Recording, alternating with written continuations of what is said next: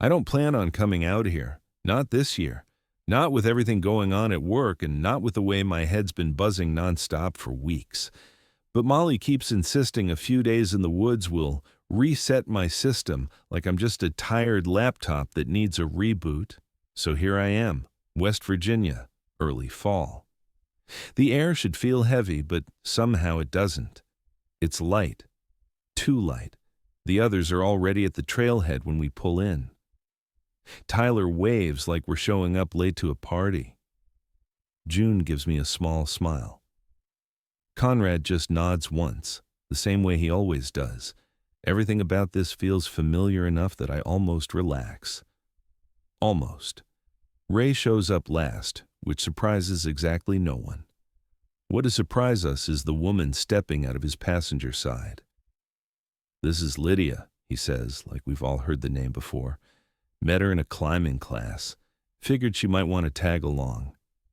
She lifts a hand in a small wave, quiet, polite, normal-looking in every way. But when Molly asks how long she and Ray have known each other, Lydia waits, just a hair too long before answering. "Not long," she says, half a beat late, just enough for my brain to trip over it. I don't say anything. It's not weird enough to call out, just off.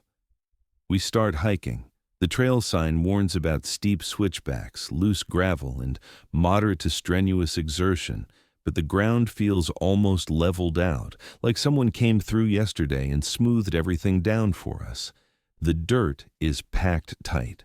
The slope feels gentle, too gentle.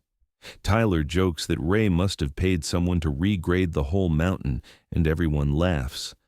But the sound feels swallowed by the trees. There's no wind, no rustling, no distant bugs or birds, just our footsteps. I keep checking the map. It doesn't match the terrain. The contour lines say, this should be harder. My legs say otherwise. No one else seems bothered. Lydia walks near the middle of the group, listening more than she speaks. Anytime someone jokes or asks her something, she reacts a fraction of a second late, like she's syncing up with us as she goes. At one point, I try to remember the exact moment she stepped into the group, like the frame-by-frame memory of it. Ray introducing her, Molly greeting her, Tyler cracking a joke. But the details smear together, like wet ink. Did she shake my hand? Did she look at me? Was she already standing closer than I thought? I blink, and the memory shifts again. I tell myself I'm tired. I tell myself it's nothing. But deep down, something small and quiet in me whispers that today, something isn't lining up quite right, and I don't know why that feels like the start of something I should have noticed sooner. We settle into the clearing like we've done this a dozen times before. The light filters through the trees in long, warm stripes, and for a moment, I almost forget why I didn't want to come. There's something comforting about the rhythm of everyone falling into their usual habits. It makes the whole place feel smaller, safer. Molly starts organizing gear, stacking everything into neat piles that only she understands. She keeps glancing over at me, checking if I'm holding up. I fake a smile each time. Tyler digs through his pack and celebrates like he found buried treasure when he pulls out a half-crushed bag of marshmallows. June rolls her eyes at him but takes one anyway. Conrad crouches near the fire pit, building the base of a campfire with the same slow patience he has for everything in life. I stand there for a second, just watching. This is the part of the trip I usually like. The settling in moment where everyone's tired but calm, where the world feels quiet in a good way, not the hollow way my apartment has felt lately. Lydia moves among us like she's still learning the choreography. She mirrors what we're doing, a half step behind. If someone adjusts a tent pole, she adjusts the one next to it. If someone laughs, she smiles. Not wrong, just slightly delayed, like she's making sure she gets it right. When June tries to make small talk, it feels normal at first. "Where'd you drive in from?" she asks, tightening a strap on her backpack. Lydia looks down at the strap too, as if studying how June's hands move. "Nearby," she says. She doesn't say anything else. No town name, no distance, just that single word floating there. June waits for more, then lets it drop when nothing comes. I tell myself it's not weird. Some people just don't overshare. Some people don't talk unless they have to. I get that. I'm kind of one of them these days. Still, something about the pause afterward presses a little too firmly against the air. I shake it off and help Conrad arrange logs for the fire.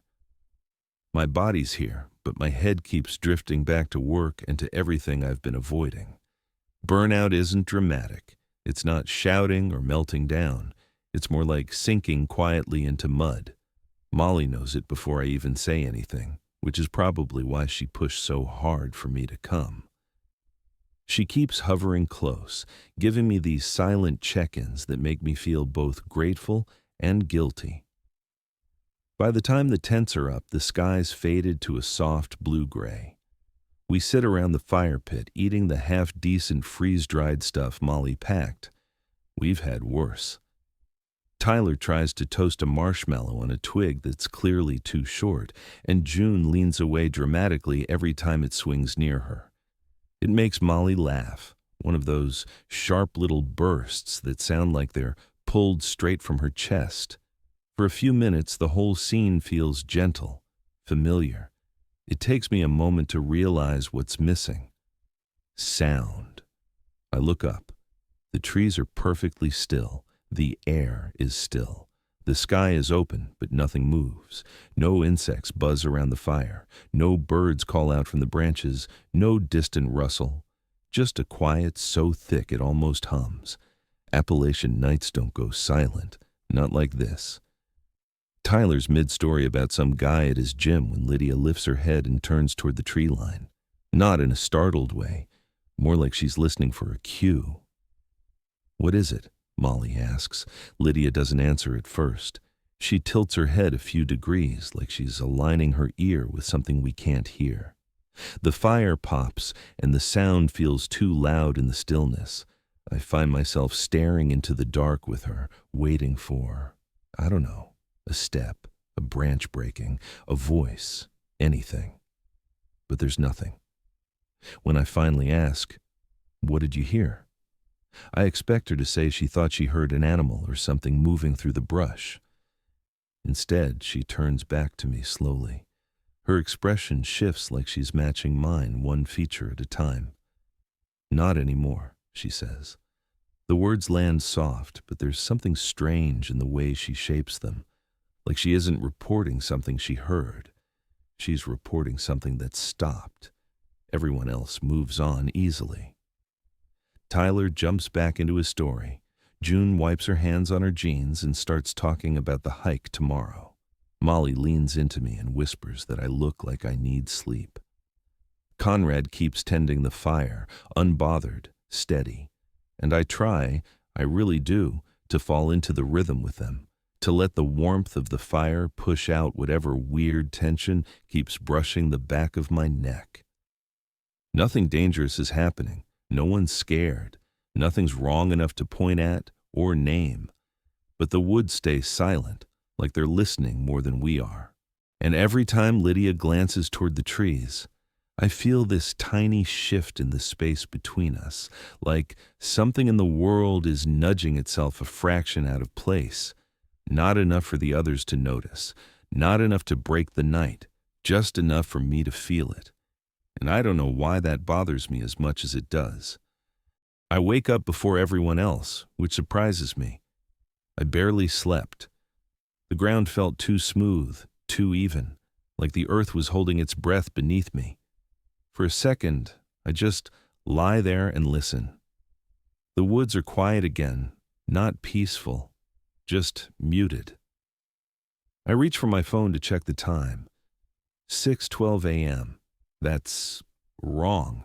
We hiked for hours yesterday, pushed hard, reached camp closer to dusk. But the screen says my total screen-on time is only 20 minutes for the entire day. And the health app claims I walked barely half the distance I know we covered. It feels like the phone recorded a different version of yesterday entirely. A shorter one. A trimmed-down summary with the middle cut out. I check again. Same numbers. I don't wake Molly, I don't wake anyone. I just sit there with this heavy feeling sinking into me, like something's shifting the story, not the facts.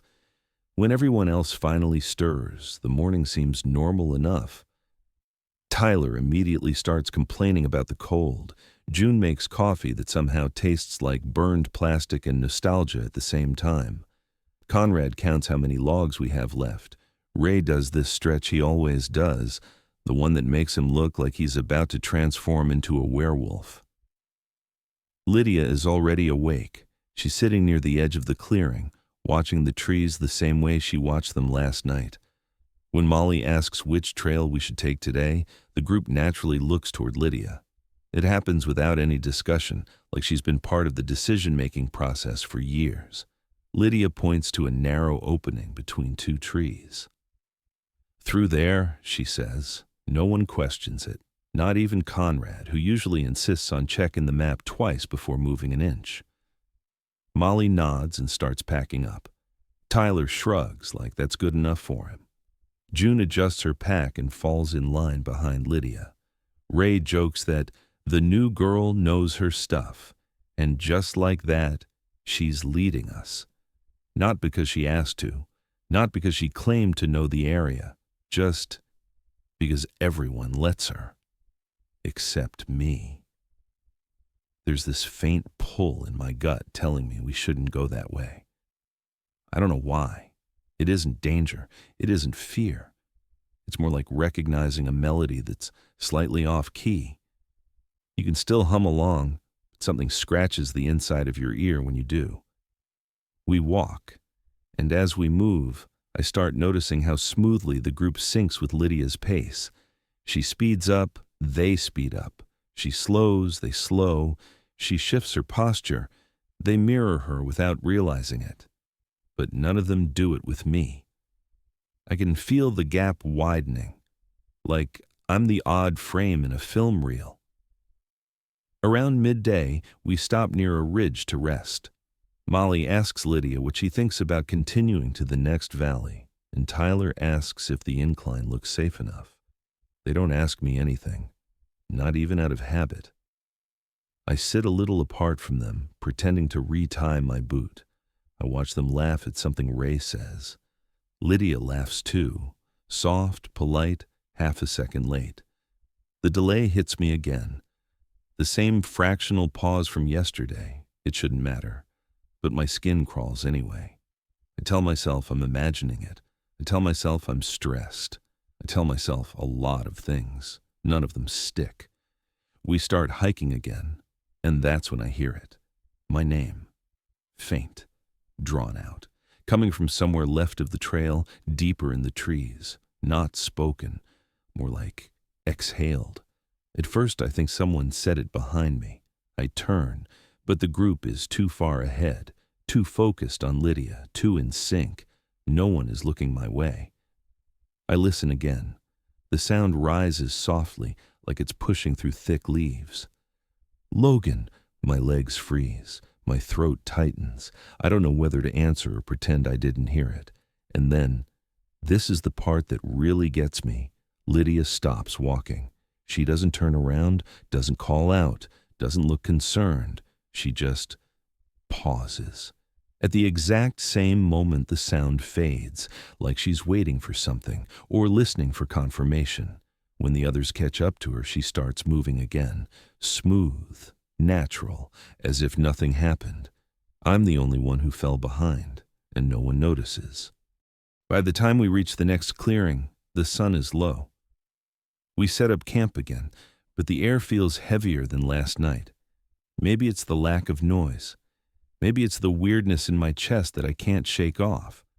Or maybe it's the way the group's attention keeps drifting toward Lydia like she's some gravity well pulling them in. After dinner, we sit in a loose circle around the fire. Someone suggests telling stories to kill time, and Tyler insists Lydia should go first since she's the mysterious one. He says it jokingly, but I see the spark of expectation in all their faces. Lydia looks down at her hands for a moment, then she begins talking.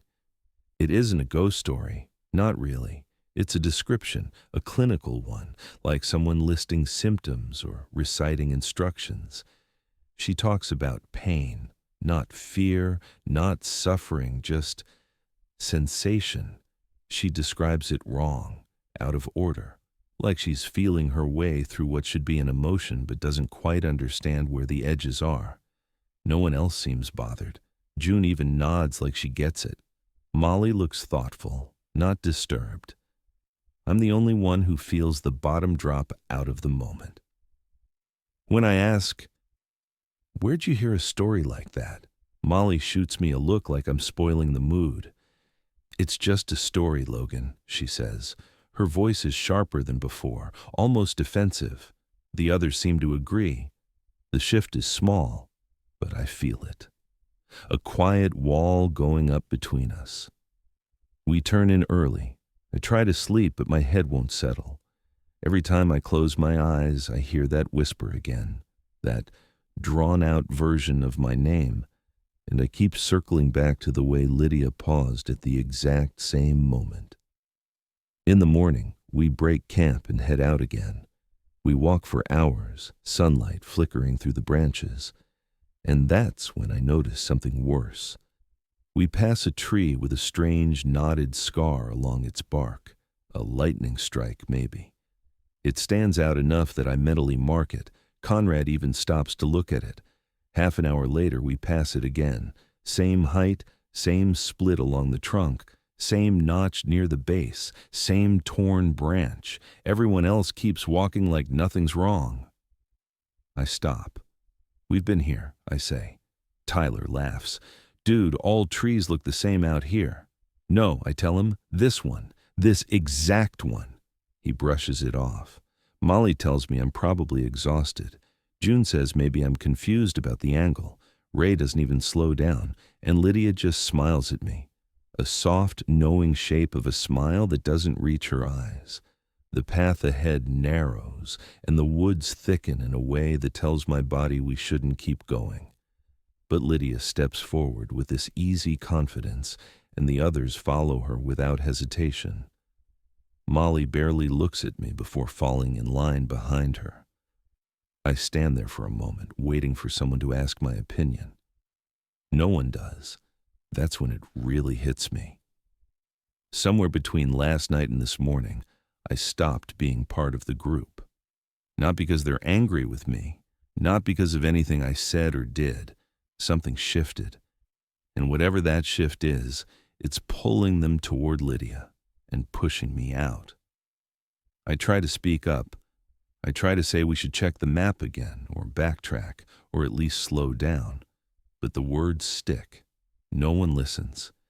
They just keep following her deeper into a part of the forest that isn't on any map we brought. I fall in at the end of the line, feeling the weight of it settle in my chest. This isn't just a hike anymore. Something else is steering us, and I'm the only one who feels it. Whether that's good or bad, I don't know yet, but it's getting harder to pretend nothing is happening.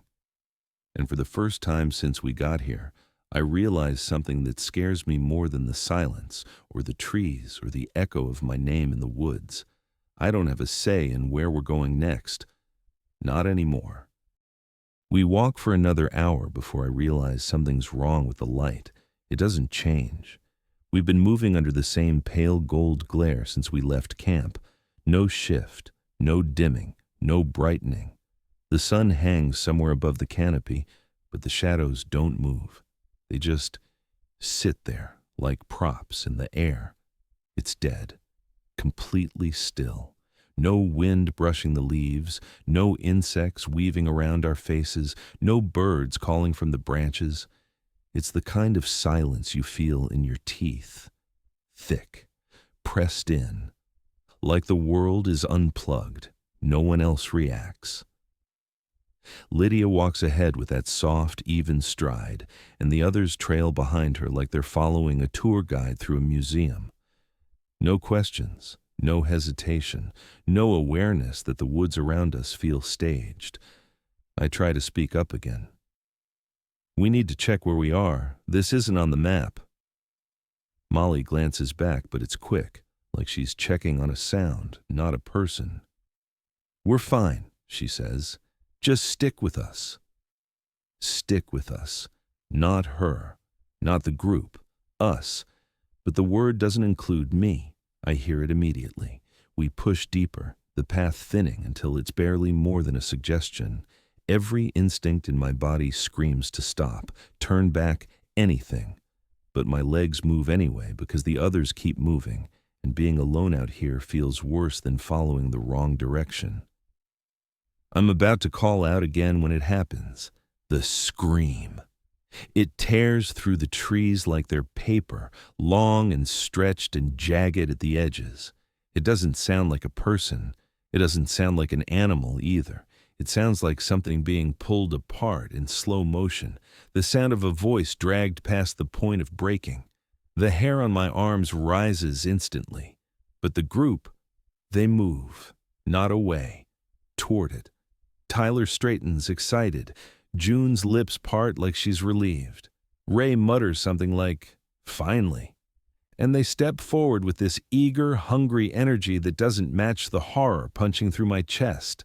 "Stop!" I shout, louder than I mean to. "Don't go near that!" They all turn toward me at the same time, all of them, perfectly in sync. Molly, Tyler, June, Conrad, Ray, and Lydia. Their faces shift into the same expression, neutral, blank, as if they're all trying on the same mask. It's not anger. It's not confusion. It's nothing. Like they're waiting for someone to give them their next line. My pulse spikes. My lungs seize up. I step back without meaning to. "Guys," I whisper. None of them blink. Then Lydia moves. Just one step. A tiny shift forward, barely enough to rustle a leaf.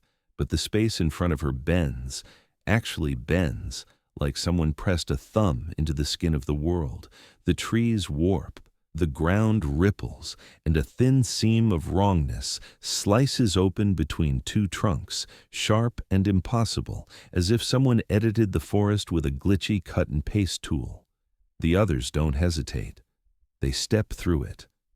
Watching them pass into that seam is like watching water slide behind glass. They vanish into the slit without resistance, no struggle, no shock. Their bodies stretch for a fraction of a second, like their shapes don't matter anymore, like the forest is deciding what version of them it wants to keep. Lydia doesn't go through yet. She stays. She turns back to me. Her head tilts a little too far to the right. Something in me snaps. I run. I don't pick a direction. I don't think. I just bolt. Branches slapping my arms, breath tearing through my throat. I don't hear footsteps behind me. I don't hear anyone calling my name, but I feel their eyes like heat on the back of my skull. I risk a look over my shoulder. They're not chasing me. They're standing exactly where I left them, just watching. Every single one of them, still as carved figures in a roadside memorial. And Lydia, she tilts her head the other way now, like she's studying a new angle. I sprint harder. The forest twists immediately, not metaphorically, literally. Paths loop back on themselves. Rocks repeat. A fallen branch I trip over appears again 20 feet later in the exact same position. My brain scrambles to keep track of where I am. It fails. The scream rises again, closer this time, sharper, like whatever's making it is locked onto me. A tracking signal, a beacon. I choke out a plea. "Please, please, no!" But the woods bend again, steering me like a funnel. Every turn pushes me deeper, not out. My legs burn. My breath rips in and out of me like it's trying to cut itself loose. I don't know how long I run. Minutes, years, something between. At some point, I crash through a patch of underbrush and tumble down a slope so steep it feels endless. My hands tear on rocks. My knees slam into the dirt. I hit the bottom hard enough to knock the wind out of me. I lie there gasping, chest spasming. The scream fades a little, not gone, just waiting. Then I hear something else, a soft rustle, a weak human cough. An old man sits slumped against a tree a few yards away. His hair's gray and wild, his skin dirt-stained, his clothes shredded from thorns. He looks like he hasn't slept in days, maybe weeks. His eyes are wide and frantic, flicking between me and the trees behind me. "You saw it," he whispers. I shake my head. I don't know what I saw. He grabs my wrist with surprising strength. His hand is cold, too cold. "It noticed you," he says. "You looked at the wrong moment. You paid attention. You can't do that in these woods." "What is it?" I ask. His grip tightens. His voice cracks. "It follows whoever notices it first." The words drop into me like a stone sinking into dark water. Before I can question him, the scream shreds the air again, louder than ever, ripping through the trees like it's peeling the bark from them. The old man's eyes widen with pure terror. "Run!" I don't argue. I don't think. I scramble to my feet and launch myself forward. The terrain shifts under me, rising and falling like breathing lungs.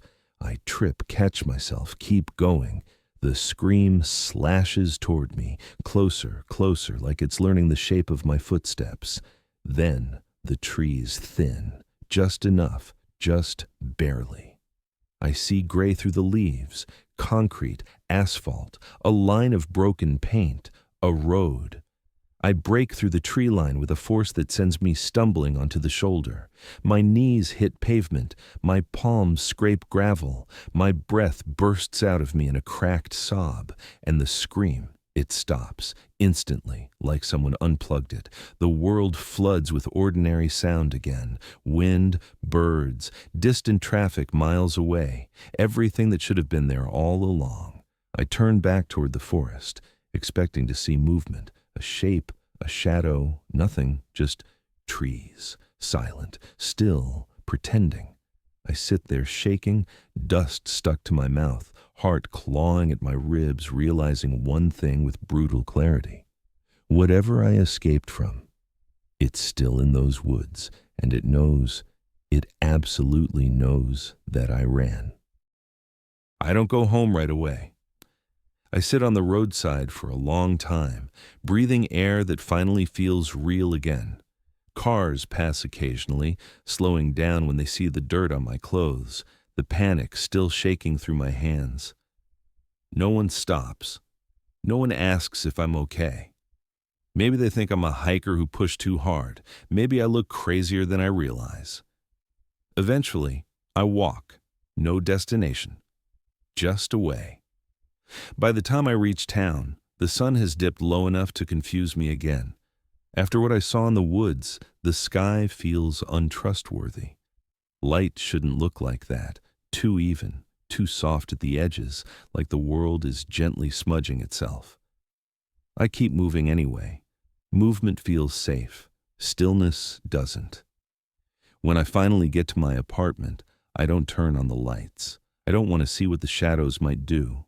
I just sit on the floor for a while, trying to count my breaths, trying to convince myself that I made it out and that it's over. But it isn't. And I know it. I shower, but the water feels wrong against my skin, like it's not settling in the right places. I brush my teeth, but the reflection in the mirror behind me flickers at the corner of my eye, and I slam my hand against the light switch before I see too much. I avoid mirrors after that. Avoid sleep. Avoid silence. Silence is the worst. Silence gives things room to move. The first night back, I sleep on the couch with the TV turned to some cooking show where no one stops talking long enough for the room to go quiet. I set the volume low enough that it feels like people are whispering from the other side of the wall. Comforting in the way white noise can be comforting when you're trying not to think. Sometime around 3 a.m., I wake up. Not fully, just enough to drift to the edge of consciousness. There's a shape in the hall, a person, standing wrong, not threatening, not approaching, just angled, as if the joints don't know how to form a human posture correctly. The figure leans a little forward, weight too much on the toes, arms hanging too close to the body. I don't move. I don't breathe. I don't blink. And slowly, too slowly, it leans its head to the left, the exact way Lydia did in the woods, perfectly smooth, a practiced movement. My vision blurs from fear or exhaustion. When I blink again, the hallway is empty. I tell myself I imagined it, but I know better. The next day, I try to live normally. I make coffee I don't drink. I scroll through work emails I don't answer. I stare at the wall long enough to lose track of time.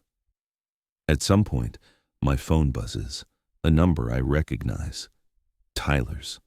For a moment, relief floods through me. Maybe they're alive. Maybe somehow they found a way out. Maybe I didn't lose everyone in those woods. I answer, but the call drops immediately. When I try calling back, it rings. Once, twice, 5 times, no answer. The pit in my stomach opens wider. I try Molly's number. Ring, ring, no answer. June, Conrad, Ray. Every call behaves the same. Each phone is active somewhere. Each one rings cleanly. Not a dead phone, not out of service, just unanswered, hanging open, like their devices exist, but they don't. I put my phone face down on the counter because I can't stand seeing their names anymore. At noon, sunlight pours through the blinds. I expect it to feel normal, but something about it is off. It falls in a straight line across the floor, too straight, like it wasn't shaped by the window frame, but dropped in by hand. I step around it without thinking. There's a knock on my door later that afternoon. 2 short taps, then 1 longer one. My blood freezes. I check the peephole. A guy in casual clothes stands there. Not a neighbor. Not someone I know. He holds a notebook in one hand. His posture is relaxed, but not naturally. More like someone told him to stand normal, and he's trying to remember what that means. "Logan?" he calls through the door. I don't answer. He shifts slightly, taps the notebook. "I'm with the county, just looking into the missing persons reports from this weekend. Wanted to ask you a few things." My heart pounds so hard, I hear it in my skull. Missing persons, plural. Of course their families reported it. 5 people don't vanish without someone noticing. He waits a few seconds, then slips a card under the door. "Just call when you can. Routine questions." His footsteps fade. I don't pick up the card. I don't touch the door. Later, when I finally work up the nerve to read it, all I can think is I can't explain any of what happened, even if I wanted to. I try to distract myself by cleaning, rearranging the apartment, anything to stay busy. But the air feels thin, the shadows too deep. And every so often, the pipes in the wall make a subtle creak, and my brain tells me it's the scream winding itself back up. I don't sleep that night either. Instead, the dreams come for me while I'm still awake, creeping into the edges of my thoughts. The cabin shows up first, small, lamp-lit, a table against the window, a single chair. And the feeling, strong and unshakable, that someone is sitting in that chair waiting for me to arrive. Except the cabin doesn't exist. Not really. Not anywhere near West Virginia. Not on any map. I know because I looked. I checked satellite images. I cross-referenced fire tower cabins. I searched for old ranger stations, hunting shacks, abandoned shelters, nothing. The cabin is only in my dreams, only in my thoughts, which means it isn't a place. It's a destination, a pull, a direction I'm being guided toward whether I want it or not. That realization settles into me like cold water. The creature, Whatever it is, didn't kill my friends. I can feel that in my bones. There's no sense of death in the leftover space they occupy. It's more like someone erased them from the scene before the next frame of film arrived, removed, extracted, lifted out of context. It wanted them close, but it needed me aware.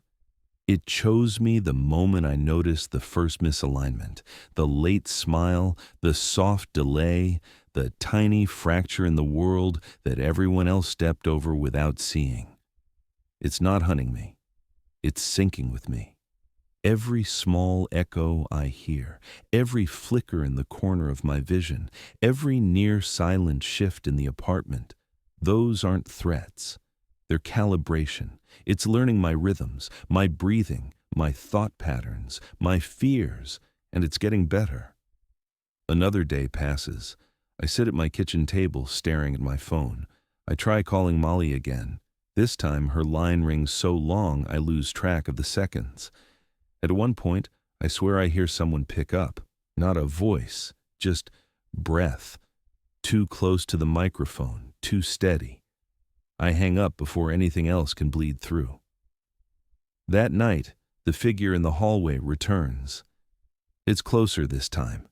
I don't see its face, only the outline of a person leaning just a little too far, like it's listening through the walls. The posture is wrong again. Shoulders too high, arms too still, like someone rewound a gesture but didn't press play all the way. I blink, and it's gone. My hands shake uncontrollably. I sit on the couch with the TV volume barely audible and try to convince myself that staying awake will help. It doesn't. Around dawn, I dream of the cabin again, not the inside this time, just the door, closed, waiting. Something is behind it, breathing slow, steady, patient. It's not calling to me. It doesn't have to. I'm already moving toward it, inch by inch, every time I close my eyes. I wake up drenched in sweat, feeling like I left part of myself behind in that dream. My lungs ache, my chest feels heavy, and finally, after days of denial and dread and half-sleepless nights, the truth settles in cleanly, heavily, like it always meant to. The cabin isn't real, not in our world, not as a structure.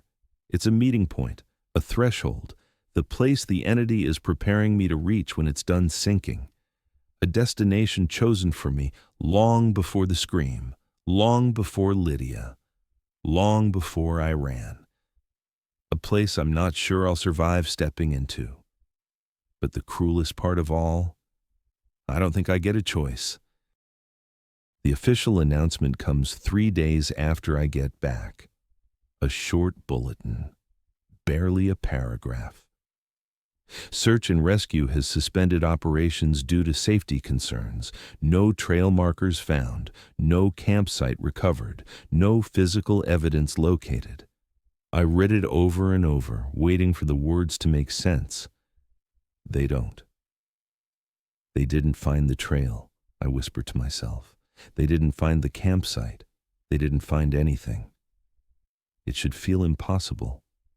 It doesn't. Not after what I saw. People assume the woods are always there, that if you go missing, someone can retrace your steps. But they didn't walk where we walked. They didn't see the way the world folded itself around us, smoothing over the places we touched until nothing real remained. There's nothing for them to find. I try to go back to my routine anyway. Wake up, make coffee I never finish, pretend to read emails, pretend to care about anything other than staying awake. But exhaustion drags at me, heavy and inevitable. And sleep. Sleep is the real danger now. The scream doesn't come from the distance anymore. It doesn't echo through trees or filter through dreams. It comes from just behind me. Always just behind me. Like it's learning where to place itself so I can't ignore it. Every time I drift toward sleep, I jolt awake with my throat clenched and my heart slamming against my ribs. Some nights I leave all the lights on. Some nights I sit with my back to the wall so nothing can come up behind me. None of it helps. The dreams keep pulling me back to the cabin that doesn't exist. The door waiting. The breath behind it growing slower, deeper, more certain. And the figure in my hallway isn't the only one anymore. It happens late one night, around 2 a.m. I hear footsteps outside my apartment, slow, unsure, like someone practicing the rhythm of walking. I hold my breath. The steps stop right outside my door. I move toward the peephole even though every part of me knows I shouldn't. There's a silhouette standing there. Not Lydia, not even close. The height is wrong. The outline is wrong. The shape of the head is experimenting, testing angles, trying on a new version of human it hasn't quite perfected yet.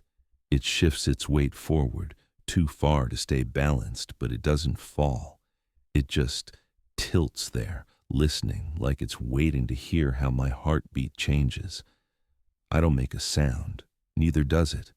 We stand on opposite sides of the door in perfect, awful silence, and I know, deep in the place where instinct sits, that it isn't here to hurt me.